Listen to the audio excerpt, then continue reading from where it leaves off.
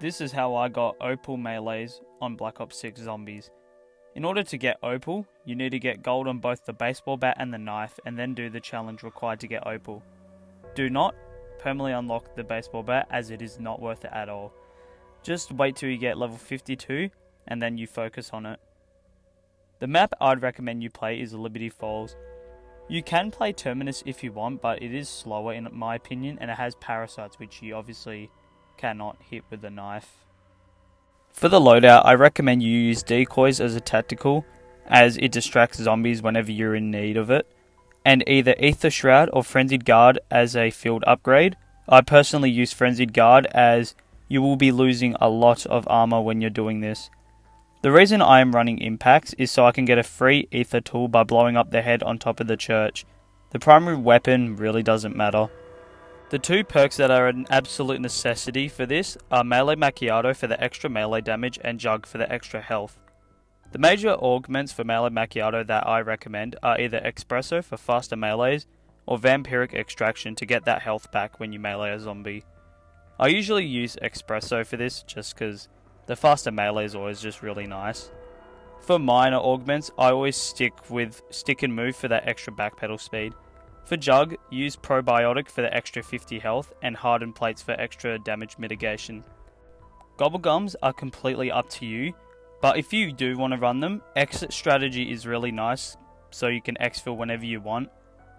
And also the one that increases your rarity, I forgot what it was called. Hey, it's me from the future here. The Gobblegum I was trying to think of was Hidden Power. Yeah. The first camo challenge is to get 2,000 kills with each melee weapon. This is very straightforward and you can do this in 2 games. And I would recommend doing this in 2 games, as the zombies get very fast in the higher rounds and you're just more likely to go down. When you play your game, the first thing you should do is buy Melee Macchiato. This is because the knife becomes a 2-hit on round 4, and the baseball bat becomes a 2-hit on round 3. Melee Macchiato will make these weapons a 1-hit kill until round 10. This works perfectly because at round 10, you want to blow up this head on top of the church to get a free blue ether tool, as well as some salvage and points. As you pass the rounds, you will just continue knifing, and just buy the rest of your perks as well as pack punching the knife and upgrading its rarity. Doing this, you can easily get 2,000 kills in 2 games. After getting the 2,000 kills, each of the melee weapons will have 2 more challenges which need to be completed in order to unlock the challenge to get Mystic Gold. Let's start with the knife. The first challenge requires 300 kills with Brainrot equipped to your weapon, and Vacation Leopard requires you to kill 75 armored zombies. These can both be completed simultaneously. Just heads up. The armored zombies don't spawn in until round 10.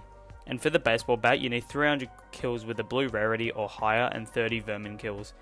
Both of these are very self-explanatory, and again, you can do these challenges simultaneously, but there has to be a vermin round for this to happen.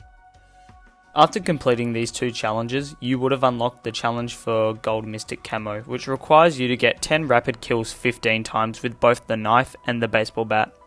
I highly recommend you run Espresso for this challenge, as the faster melee kills really help.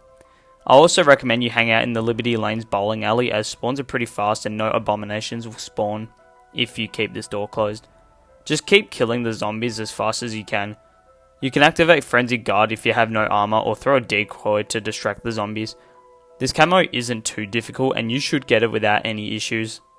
After this, you unlock the challenge for Opal Camo, 30 special zombie kills.